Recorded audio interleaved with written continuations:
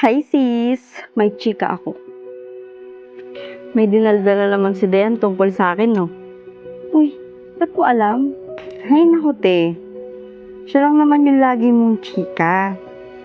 O ngayon, ano namang gawa-gawang kwento niya tungkol sa akin? Eto na nga. Diba may date kayo ng BF mo nung nakaraan? Alam mo ba, kinukwento niya na every date niyo daw, ikaw daw ang gumagastos. Sabi pa nga niya, sugar mommy ka daw. Alam mo, wala namang masama sa paggastos ng babae sa lalaki. Pero kami ng BF ko, give and take kami. Saan naman napulot yung chika na yan? Eto pa, yung BF mo nga daw, ex daw ng friend mo. Wala ka daw bang girls code? Sino kaya yung source ng Dayan na yan? Dahil puro mali yung kwento. Yung ex ng tropa ko, kapangalan lang ng BF ko. Pero hindi siya yun, no? Pero alam mo, nagtataka na ako kay Dayan. Kasi ikaw lagi yung baon niyang kwento.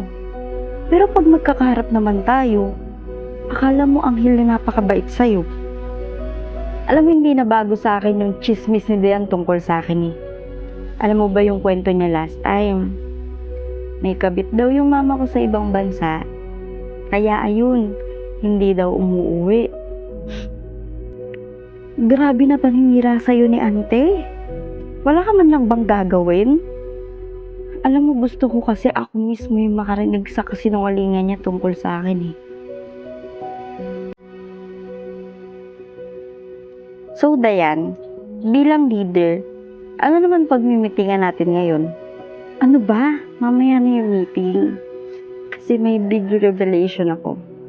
Guess what? Si Lainey. Hindi pala siya totoong anak ng mga magulang niya. Ampun daw. Narinig ko kahapon yung parents niya. Di ba magkapit-bahay kami? Teka lang Dayan ha? Di ba ikaw yung ampun? Narinig ko kayo kahapon ng magulang mo. Nung malaman mo yung totoo, na hindi sila yung tunay na parents mo. Lainey? Paano ka nakapunta dito? Di ba uwian na? Alam mo, gusto ko kasi ako mismo yung makarinig sa kasinungalingan niya tungkol sa akin eh. I have a plan. Meeting kami mamaya dun sa coffee shop na rapid sa school. Pumunta ka dun ng mas maaga. Huwag ka masyadong magpapahalata ha, baka makita ka niya. Kasi for sure, may baon na naman yung kwento tungkol sa'yo. Gareth, text mo sa akin yung eksaktong oras ha, para makapunta agad ako.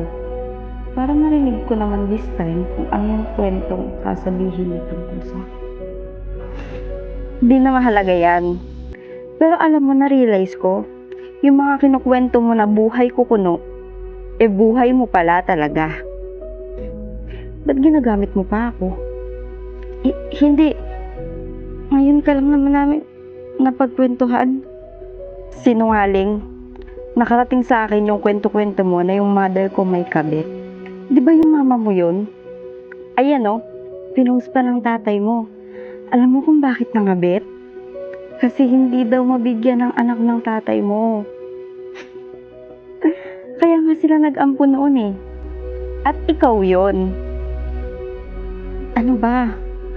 Huwag mo naman ako ipahiya dito. Ang daming nakakarinig oh.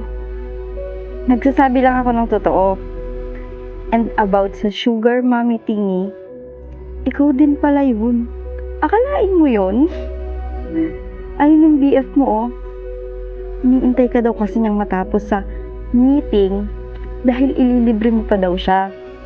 Lagi mo nga daw siyang nililibre eh. Bakit nga ba lagi mo siyang nililibre? Kasi ganun din pala siya sa ex niya. Ex niya na friend mo? Girls code ba ka mo?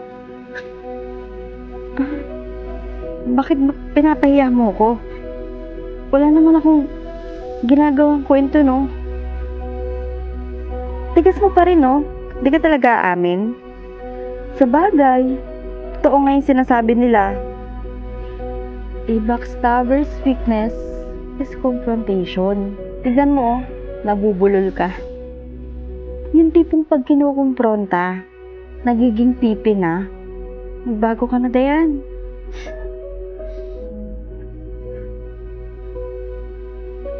Bakit pa kasi ang sese ng buhay mo?